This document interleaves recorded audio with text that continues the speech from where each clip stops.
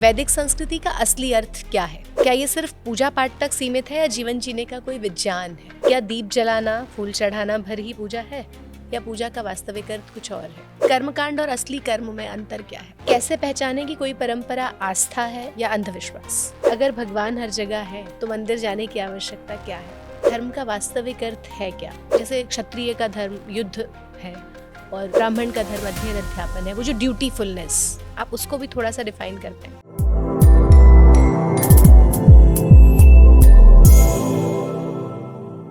तू खुद की खोज में निकल, तू किस लिए हताश है, तू चल तेरे वजूद की समय को भी तलाश है। नमस्ते, मैं श्वेता और आप देख रहे हैं ऋषि दृष्टि। आज के इस खास सेगमेंट विविधा में हम एक बार फिर प्रस्तुत हैं आप सबके मन में चल रहे सवालों को लेकर। ऐसे सवाल जो हम सबके मन में उठते हैं लेकिन हमें उनका सीधा उत्तर नहीं मिल पाता। आज के इस सेगमेंट की खास बात यह है कि ये सभी प्रश्न आप सबसे देश के अलग अलग कोनों से हम तक पहुँचे हैं और इन प्रश्नों का उत्तर देने के लिए हमारे साथ विराजमान है प्रख्यात विद्वान प्रोफेसर डॉक्टर राजेंद्र विद्यालंकार सर। सर, आपका स्वागत है। धन्यवाद श्वेता जी, प्रणाम आपको और सभी श्रोता दर्शकों को। हाँ सर, आज इन्हीं श्रोताओं के मन के सीधे सवालों को हम आपसे पूछेंगे। तो आइए शुरू करते हैं। आज का पहला सवाल जयपुर से आया है। अमित जी पूछ रहे हैं कि वैदिक संस्कृति का असली अर्थ क्या है? क्या ये सिर्फ पूजा पाठ तक सीमित है या जीवन जीने का कोई विज्ञान है? श्वेता जी, संस्कृति का अपने आप में अर्थ ही होता है जो प्योरीफाइड है।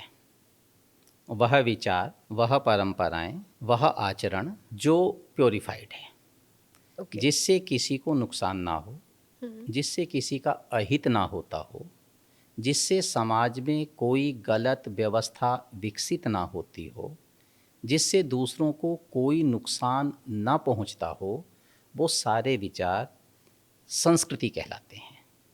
संस्कृति में उत्तेजना नहीं है, संस्कृति में प्रतिशोध नहीं है, संस्कृति में दूसरों को मार करके अपने जीवन को बेहतर बनाने की कल्पना या स्कोप नहीं है। तो इसलिए कोई भी संस्कृति, कोई भी विचार, कोई भी आचार, कोई भी परंपरा तब संस्कृति बनता है जब वो सबके हित में हो, सबके सुख के लिए हो, सबके लिए स्पेस बनाता हो। ठीक है। और जब हम वैदिक संस्कृति की बात करते हैं श्वेता जी, तो बहुत स्पष्ट है, क्योंकि वेद के अंदर व्यक्ति को लेकर के, स्थान को लेकर के, जाति विशेष को, समुदाय विशेष को लेकर के कोई हिंसक विचार वक्तव्य नहीं है, कोई हिंसक उपदेश नहीं है। वो सबके लिए है, हर मनुष्य के, हर समाज के, हर देश के लिए है। इसलिए वैदिक संस्कृति अपने आप में एक संशोधित ऐसा मुकम्मल विचार है जो सबकी बेहतरी का चिंतन करता है। तो इस बात को आप अच्छे से समझ लें कि वैदिक संस्कृति पूजा पाठ के लिए नहीं है। वो जीवन जीने की एक कला है। उन्होंने भी यही पूछा है कि ये जीवन का कोई विज्ञान है? जीवन जीने की एक कला है, एक पैटर्न है, तरीका है। और ऐसा संतुलित तरीका है जिसमें हमें किसी प्रकार की कोई हताशा उपलब्ध नहीं होती, असफलता नहीं मिलती, असंतोष मन में पैदा नहीं होता, परेशानियां मन में रह नहीं जाती। ठीक। उन सबको दूर करने के लिए जो जीवन शैली, जीवन पद्धति, आचार विचार हमें वैदिक संस्कृति में उपलब्ध हैं, वो हम करें। तो वैदिक संस्कृति के रास्ते जब हम बढ़ते हैं तो बहुत सीधा सा है कि हम पूजा पाठ के तौर पर क्या करें? योग करें, संध्या करें, ध्यान करें, उपासना करें। ठीक। और ये ही वैदिक संस्कृति है, जिसको हम पूजा पाठ कह रहे हैं, जिसमें बहुत सारा तामझाम है। फूल हैं, फल हैं, जल है, दूध है, अगरबत्तियां हैं, दूध हैं, दुनिया जहान के ढोल नगाड़े हैं, घंटे घड़ियाल हैं। उनका सांस्कृतिक विचारों से ज़्यादा लेना देना नहीं है। ये बाद की एडिशन है, बाद में जोड़ी गई चीज़ें हैं। वैदिक संस्कृति में निराकार ईश्वर की उपासना, जिसमें हम स्वयं से बात करें, ईश्वर के स्वरूप को पहचानें, अपने आप को पहचानें, ये विचार आते हैं। और ये विचार योग से आते हैं, ध्यान, धारणा, समाधि से आते हैं। अष्टांग योग का हम पालन करें, तो वैदिक संस्कृति केवल एक कर्मकांड की परंपरा नहीं है, अपितु जीवन जीने का एक मुकम्मल तरीका है, विज्ञान है, शैली है। आज के लगभग सभी प्रश्न हमने वही उठाए हैं जो वैदिक भ्रांतियों का विश्लेषण ही करेंगे। जी। तो जो अभी आप पूजा पाठ की बात कर रहे थे, अगला प्रश्न राहुल जी का है। वो दिल्ली से पूछते हैं कि क्या दीप जलाना, फूल चढ़ाना भर ही पूजा है या पूजा का वास्तविक अर्थ कुछ और है? पहले सवाल के दूसरे हिस्से को जान लीजिए। पूजा क्या है?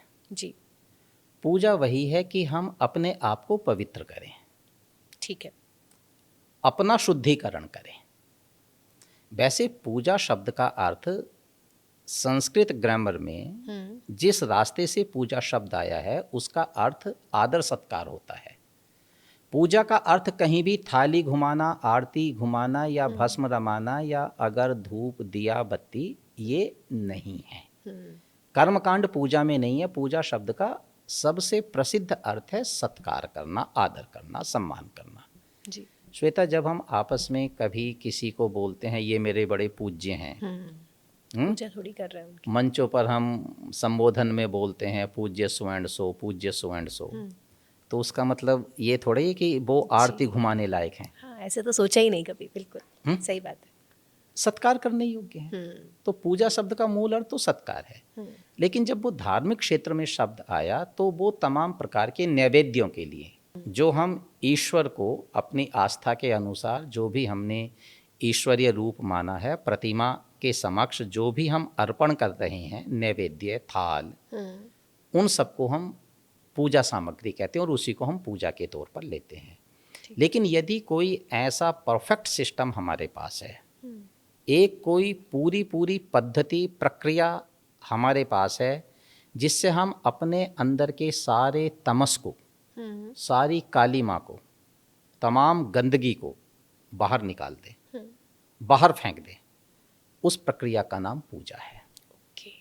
और वो प्रक्रिया सिर्फ योग और उपासना से आएगी, क्योंकि हम जब घंटे घड़ियालों में खोते हैं तो हम बाहर की दुनिया से कनेक्ट करते हैं। अपने आप को साफ करने के लिए अंदर की दुनिया से कनेक्ट करना होगा, और अंदर से कनेक्ट करने के लिए शांत एनवायरनमेंट की ज़रूरत है। तभी तो हम खुद की पकड़ में आएंगे। हमारा मन, हमारा व्यवहार, हमारा विचार, हमारा आचार हमारी पकड़ में तभी आएगा जब हम उसे अपने चिंतन का विषय बनाएंगे, जब हम अपने साथ होंगे। अपने साथ होंगे। तो इसलिए इस बात को मानिए कि कर्मकांड का पूजा के साथ अनिवार्य रिश्ता नहीं है। ये बात अलग है कि हमने एक खास किस्म का वातावरण सृजित करने के लिए या कुछ लोगों ने वैसा वातावरण बनाने के लिए प्रारंभिक तौर पर इस तरह के ढोल नगाड़ों को पूजा के साथ जोड़ लिया, वाद्य यंत्रों को जोड़ लिया, पत्र पुष्प को जोड़ लिया, उसको आसान बनाने के लिए। शायद आसान तो क्या, उसके लिए एक माहौल बनाने के लिए। इससे पूजा आसान नहीं होती, भटकती है। ओके। इन नैवेद्यों से, कर्मकांड से, इस तरह के कर्मकांड से पूजा वस्तुतः भटकती है, आसान नहीं होती। पूजा तो आसान होगी ही तब जब हम अपने अंदर उतरना सीखेंगे। और हम पूजा को यहाँ जब बात कर रहे हैं तो पूजा शब्द के रूढ़ अर्थ की बात कर रहे हैं, जो आजकल समाज में स्वीकार किया जाता है। हम उस शब्द की बात कर रहे हैं, बिल्कुल वही कर रहे हैं, उस अर्थ की बात कर रहे हैं।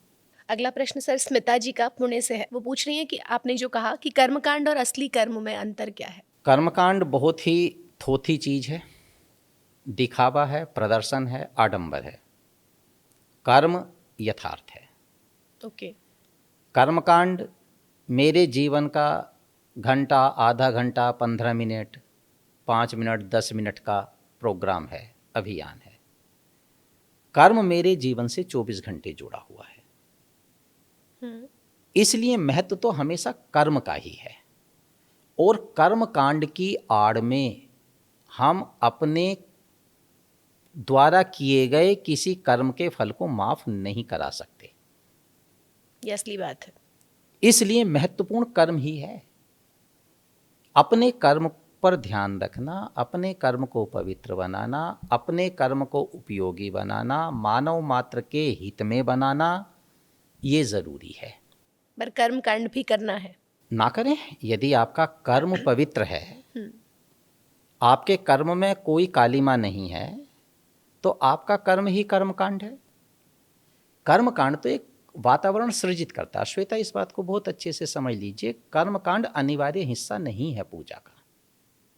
यदि मैं 2 घंटे 3 घंटे बैठ करके योगाभ्यास करता हूँ, योग साधना करता हूँ, अब यदि आप योग साधना को ही कर्मकांड कह दें तो बात अलग है, नहीं, लेकिन सामान्य रूप से हम उसको कर्मकांड में गिन करके नहीं चलते। यदि मैं योगाभ्यासी हूँ, मेरे लिए बिल्कुल ज़रूरी नहीं है। जब एक लेवल हमने पा लिया, भारत की परंपरा में सन्यासी के लिए कोई कर्मकांड विहित नहीं है। क्यों? मानसिक तौर पर वो एक लेवल के पार चला गया। वो हर प्रकार की ऐषणा से, वित्तैषणा, पुत्रैषणा, लोकेषणा से ऊपर उठ गया। उसका जीवन अपने आप में उपदेश बन गया। तो कर्मकांड कहीं मतलब उस तरफ रुझान बढ़ाने का एक छोटा सा साधन है। शायद कुछ लोगों ने ऐसा सोचा था कभी कि ये रुझान बेहतर कर्म की तरफ बढ़ाएगा, पर दुर्भाग्य से ऐसा नहीं हुआ। हम बहुत सारे कर्मकांड में लगे हुए लोगों को आज भी तमाम प्रकार के पाप कर्म करते हुए देखते हैं। जो आदमी सब प्रकार के ईश्वरीय कर्म कर रहे हैं या उस धर्म में बताए गए कर्मकांड को कर रहे हैं, वो तमाम उत्तेजनाएं फैला रहे हैं। कर्मकांड के तौर पर जब हम धर्म को स्वीकार करते हैं, कर्मकांड के तौर पर, पहनावों के तौर पर, चिन्हों के तौर पर, पूजा पद्धतियों के तौर पर, तो उससे हमेशा युद्ध होंगे, फसाद होगा, उपद्रव होगा, विक्रिंग होगी, समाज बटेगा, समाज को नुकसान होगा। वो किसी के भी हित में नहीं है। और यदि हम धर्म को वैदिक सांस्कृतिक परंपरा के अनुसार लेते हैं, ऋषियों की परंपरा के अनुसार लेते हैं, जहाँ हम खुद से संवाद करते हैं, खुद को उन्नत बनाते हैं, खुद को प्योरीफाई करते हैं और एक तमाम मानवीय गुणों का पुंज बन जाते हैं, तमाम मानवीय गुण हमारे अंदर समा जाते हैं, तो क्या बनता है? हमारा चरित्र धार्मिक चरित्र बनता है। उसमें कर्मकांड का कोई लेना देना नहीं है, जरूरत भी नहीं रहेगी, जरूरी नहीं है। अगला सवाल सर नेहा जी का है, भोपाल से पूछ रही हैं कि कैसे पहचाने कि कोई परंपरा आस्था है या अंधविश्वास?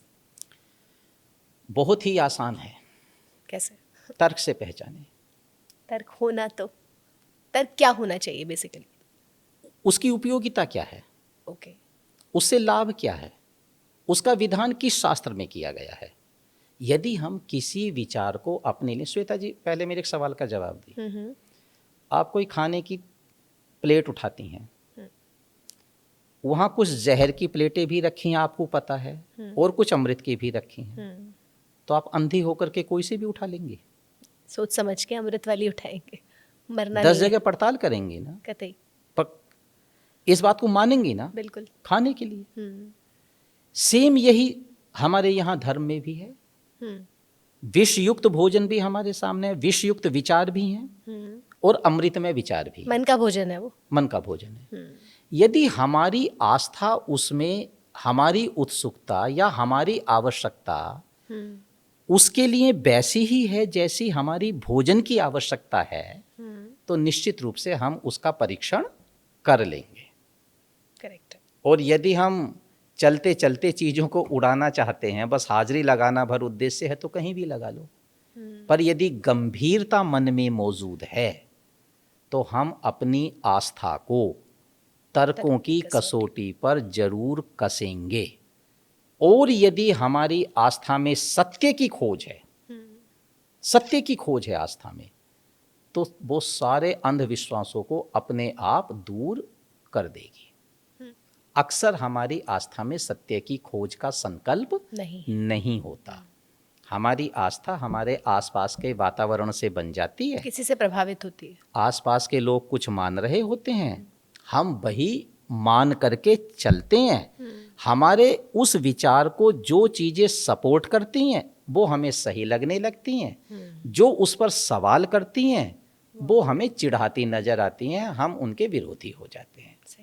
तो यदि आस्था में सत्य का संकल्प है, तो आप वैसे ही पड़ताल कर लेंगे जैसे विष और अमृत की कटोरियों को चूज करने से पहले आप पड़ताल कर लेते हैं कि विष की कौन सी है और अमृत की कौन सी है।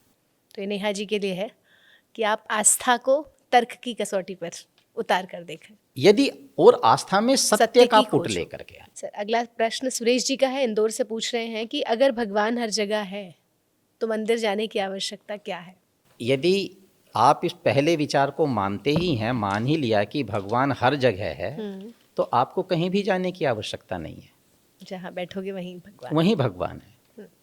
मंदिर की परंपरा देश में बहुत बाद में शुरू हुई, मस्जिदें बहुत बाद में आई, गिरजे गुरुद्वारे बहुत बाद में आए, इन सब का इतिहास है। उसके पहले भी तो पूजा पद्धति के कुछ स्थान होंगे ना। उसके पहले क्या करते थे लोग? वेद आदि से तो है नहीं, करोड़ों वर्षों की परंपरा है। तब लोग क्या करते थे? तब लोग धार्मिक नहीं थे, आध्यात्मिक नहीं थे, पूजा उपासना नहीं करते थे। जो परंपरा उनके पास थी वो हम भी माने। तो ये बहुत अच्छा प्रश्न है। यदि कोई आदमी ये मान लेता है कि भगवान हर जगह हैं, तो उसे कहीं जाने की जरूरत नहीं। वो जहाँ बैठा है वहीं बैठ करके वो भगवान को अप्रोच कर सकता है पवित्र मन के द्वारा। नहीं तो आजकल इसमें एक तर्क दिया जाता है कि जैसे पढ़ने के लिए एक स्टडी रूम होता है घर में, वहाँ पे ना वाइब्स आती हैं पढ़ने वाली, एकाग्रता का माहौल बन जाता है, तो पढ़ाई अच्छी होती है। तो ऐसा कुछ कहते हैं लोग कि भाई मंदिर भी वो वाइब्स देता है जहाँ पे आप ईश्वर से कनेक्ट होना थोड़ा बेहतर तरीके से महसूस कर पाते हैं। आप ऐसा कोई कॉर्नर बनाना चाहें कि वहाँ बैठ करके मैं एकांत भाव से बैठूंगा, आप बैठें। लेकिन यदि आप उसके लिए मंदिर को स्थान मान रहे हैं जहाँ लगातार धक्का पेल है, लगातार लोगों का हुज्जूम उमड़ रहा है, लगातार लोग आ रहे हैं, बड़े बड़े मेले सज रहे हैं, घंटे घड़ियाल बज रहे हैं, शोरगुल है, कोलाहल है, वहाँ आप वातावरण बना लेंगी स्वाध्याय जैसा या साधना जैसा?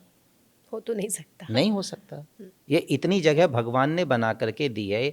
जंगलों में इतना शांत वातावरण है, उपत्यकाओं में, पर्वत की श्रृंखलाओं में इतना एकांत वातावरण है, वहाँ बैठ करके हम ये काम कर लें। उपवरे गिरी नाम संगमे च नदी नाम धिया विप्रो अजायत, अपने घर में बैठ करके कर लें। सही है।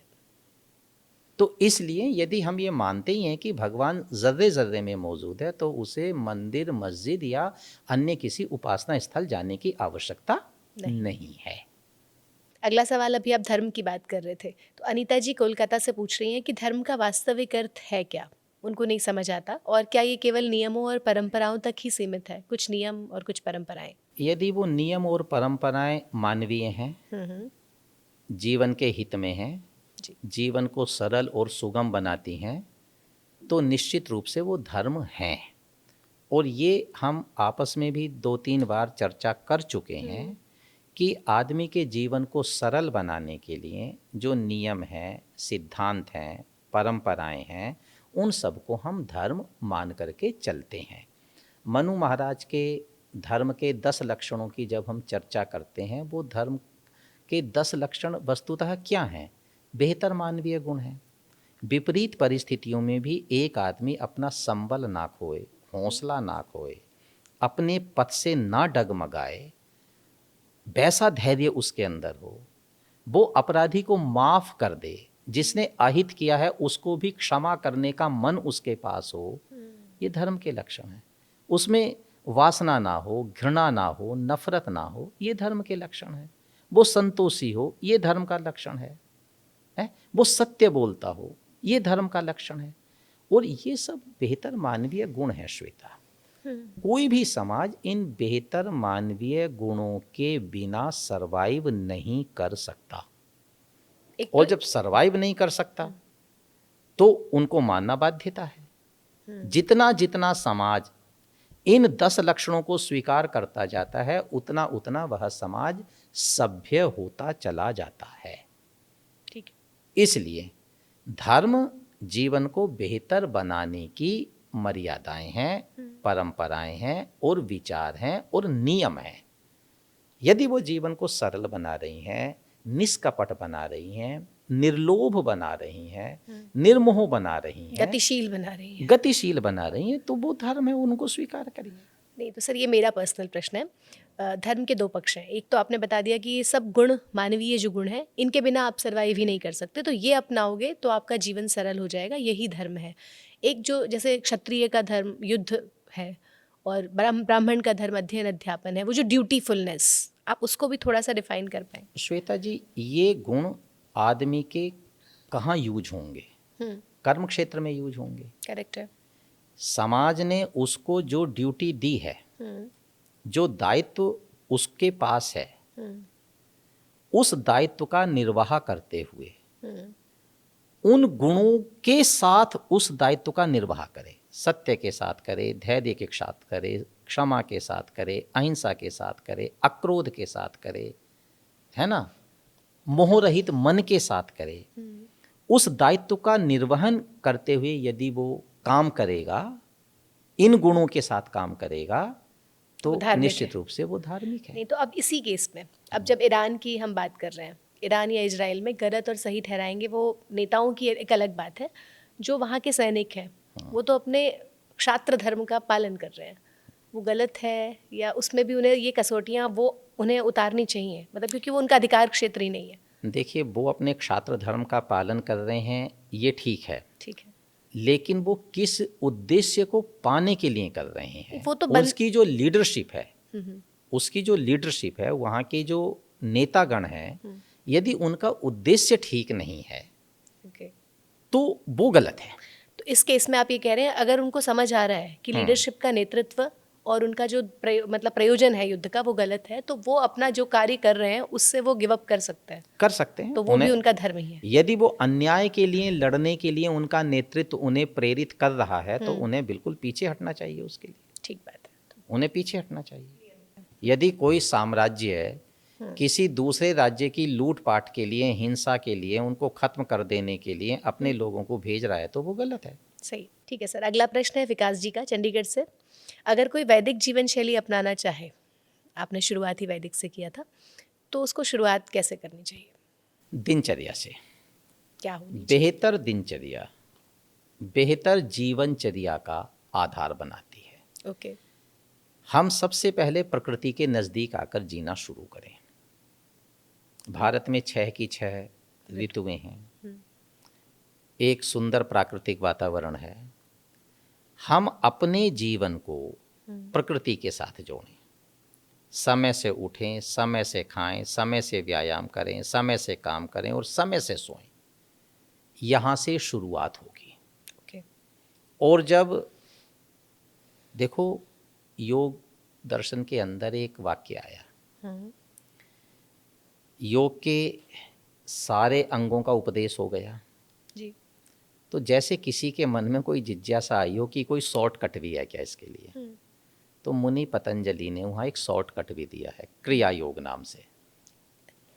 क्रिया योग, क्रिया योग में उन्होंने उन सारे योग के अष्टांगों में से, जिसमें यम और नियम के 5 हैं, है ना जी। तो आप 10 और से 16 अंगों में से उन्होंने सिर्फ 3 को उठा लिया। और किस किस को उठा लिया? तपः, स्वाध्याय, ईश्वर प्रणिधान।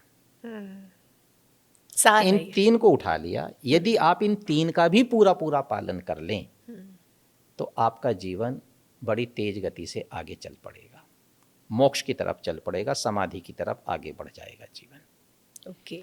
वैसे ही यदि हम वैदिक दिनचर्या के साथ आना चाहते हैं तो यदि हम प्रातः उठना और योग के साथ जीवन शुरू करना, दिनचर्या मात्र से शुरू कर लें तो बहुत सारी चीज़ें अपने आप ही सुधरती चली जाएंगी। और उसके लिए स्वाध्याय अनिवार्य अंग है। अच्छा। तप के अंतर्गत सुख मुक्त जीवन का, मन में सुख की कामना मत रहने दीजिए। कौन सा सुख कह रहे हैं आप? ये शारीरिक भौतिक सुख, शारीरिक सुख। यदि शारीरिक सुख की कामना मन में मौजूद रह गई तो हम कर्महीन हो जाएंगे। सही। हमें हर चीज अपनी उंगली के नीचे पड़े हुए बटन पर चाहिए, इंस्टेंट चाहिए, यहीं चाहिए बैठे बैठे। तप बहुत महत्वपूर्ण चीज है और वो तब होता है जब हम अपने मन से सुख का गुब्बार निकाल करके फेंक देते हैं। वस्तुतः तो हमने सुख की अपने ढंग की व्याख्याएं कर ली। सुख की असली व्याख्या है कि वो परिश्रम में सुख ले, मेहनत में सुख ले। दुर्भाग्य से कई बार हमारा मन मुफ्तखोरी में सुख मानने लगता है। कुछ याद उसी को जीवन का आनंद मानने लगता है। तो यदि हम परिश्रम में सुख मानने लग जाएं तो ये जीवन में एक रूपांतरण होगा, वैचारिक रूपांतरण होगा, और वैदिक जीवन शैली हमें यहाँ से मिल जाएगी। ठीक है, तो वैदिक दिनचर्या अपनाने का सबसे मुख्य जो आधार है वो यही है कि अपनी दिनचर्या पे काम करें। अपनी दिनचर्या पे काम